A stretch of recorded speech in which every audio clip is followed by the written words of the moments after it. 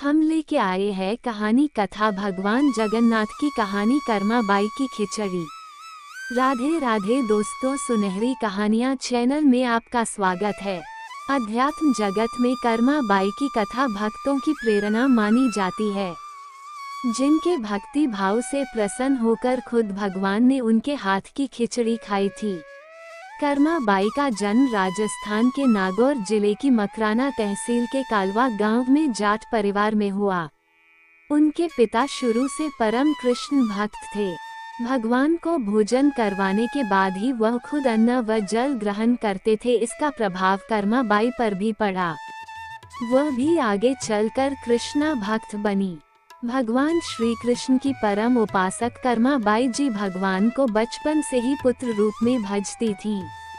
ठाकुर जी के बाल रूप से वह रोज ऐसे बातें करती जैसे बिहारी जी उनके पुत्र हों और उनके घर में ही वास करते हों। एक दिन कर्मा बाई की इच्छा हुई कि बिहारी जी को फल मेवे की जगह अपने हाथ से कुछ बनाकर खिलाऊं। उन्होंने प्रभु को अपनी इच्छा बतलाई। भगवान तो भक्तों के लिए सर्वथा प्रस्तुत हैं। गोपाल बोले, माँ, जो भी बनाया हो वही खिला दो, बहुत भूख लगी है। कर्मा बाई ने खिचड़ी बनाई थी। ठाकुर जी को खिचड़ी खाने को दे दी। प्रभु बड़े चाव से खिचड़ी खाने लगे और कर्मा बाई ये सोचकर भगवान को पंखा झलने लगी कि कहीं गर्म खिचड़ी से मेरे ठाकुर जी का मुंह ना जल जाए। संसार को अपने मुख में समाने वाले भगवान को कर्मा बाई एक माता की तरह पंखा कर रही हैं और भगवान भक्त की भावना में भाव विभोर हो रहे हैं। भक्त वत्सल भगवान ने कहा, माँ, मुझे तो खिचड़ी बहुत अच्छी लगी। मेरे लिए आप रोज खिचड़ी ही पकाया करें, मैं तो यही खाऊंगा। अब तो कर्मा बाई जी रोज सुबह उठती और सबसे पहले खिचड़ी बनाती। बिहारी जी भी सुबह सवेरे दौड़े आते ही कहते, माँ, जल्दी से मेरी प्रिय खिचड़ी लाओ। प्रतिदिन का यही क्रम बन गया। भगवान सुबह सुबह आते, भोग लगाते और फिर चले जाते। एक बार एक महात्मा कर्मा बाई के पास आया। महात्मा ने उन्हें सुबह सुबह खिचड़ी बनाते देखा तो नाराज होकर कहा, माता जी, आप ये क्या कर रही हो?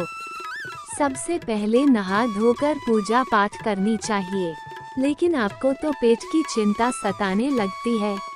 कर्मा बाई बोली, क्या करूं महाराज जी, संसार जिस भगवान की पूजा अर्चना कर रहा होता है वही सुबह सुबह भूखे आ जाते हैं। उनके लिए ही तो खिचड़ी बनाती हूँ। महात्मा ने सोचा कि शायद कर्मा बाई की बुद्धि फिर गई है। ये तो ऐसे बोल रही है जैसे भगवान इसकी बनाई खिचड़ी के ही भूखे बैठे हुए हों। महात्मा कर्मा बाई को समझाने लगे, माता जी, तुम भगवान को अशुद्ध कर रही हो। सुबह स्नान के बाद पहले रसोई की सफाई करो, फिर भगवान के लिए भोग बनाओ। अगले दिन कर्मा बाई ने ऐसा ही किया। जैसे ही सुबह हुई भगवान आए और बोले, माँ, मैं आ गया हूँ, खिचड़ी लाओ। कर्मा बाई ने कहा, प्रभु, अभी मैं स्नान कर रही हूँ, थोड़ा रुको। थोड़ी देर बाद भगवान ने फिर आवाज लगाई, जल्दी करो माँ, मेरे मंदिर के पट खुल जाएंगे, मुझे जाना है। वो फिर बोली, अभी मैं सफाई कर रही हूँ प्रभु। भगवान सोचने लगे कि आज माँ को क्या हो गया है, ऐसा तो पहले कभी नहीं हुआ। भगवान ने झटपट करके जल्दी जल्दी खिचड़ी खाई। आज खिचड़ी में भी रोज वाले भाव का स्वाद नहीं था। जल्दी जल्दी में भगवान बिना पानी पिए ही भागे। बाहर महात्मा को देखा तो समझ गए, अच्छा तो ये बात है, मेरी माँ को ये पट्टी इसी ने पढ़ाई है। ठाकुर जी के मंदिर के पुजारी ने जैसे ही पट खोले तो देखा भगवान के मुख पर खिचड़ी लगी हुई है। पुजारी बोले, प्रभु जी, ये खिचड़ी आपके मुख पर कैसे लग गई है? भगवान ने कहा, पुजारी जी, आप माँ कर्मा बाई जी के घर जाओ और जो महात्मा उनके यहाँ ठहरे हुए हैं उनको समझाओ। उसने देखो मेरी माँ को कैसी पट्टी पाई है। पुजारी ने महात्मा जी से जाकर सारी बात कही। ये सुनकर महात्मा जी घबराए और तुरंत कर्मा बाई के पास जाकर कहा, माता जी, माफ करो, ये नियम धर्म तो हम संतों के लिए हैं। आप तो जैसे पहले खिचड़ी बनाती हो वैसे ही बनाएं। ठाकुर जी खिचड़ी खाते रहेंगे। एक दिन आया जब कर्मा बाई के प्राण छूट गए। उस दिन पुजारी ने पट खोले तो देखा भगवान की आंखों में आंसू हैं। प्रभु रो रहे हैं। पुजारी ने रोने का कारण पूछा तो भगवान बोले, पुजारी जी, आज मेरी माँ कर्मा बाई इस लोक को छोड़कर मेरे निज लोक को विदा हो गई है। अब मुझे कौन खिचड़ी बनाकर खिलाएगा? पुजारी ने कहा, प्रभु जी, आपको माँ की कमी महसूस नहीं होने देंगे।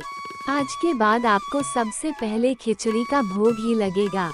इस तरह आज भी जगन्नाथ भगवान को खिचड़ी का भोग लगाया जाता है। भगवान और उनके भक्तों की ये अमर कथाएं अटूट आस्था और विश्वास का प्रतीक हैं। ये कथाएं प्रभु प्रेम के स्नेह को दर्शाने के लिए अस्तित्व में आई हैं। इन कथाओं के माध्यम से भक्ति के रस को चखते हुए आनंद के सरोवर में डुबकी लगाएं। ईश्वर की शक्ति के आगे तर्कशीलता भी नतमस्तक हो जाती है।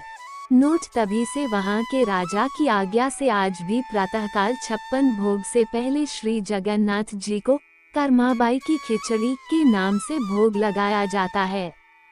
जो श्री हरि को पूर्ण भक्तिभाव, प्रेम व श्रद्धा से भजता है तो भगवान जरूर अपने भक्त के पास आते हैं।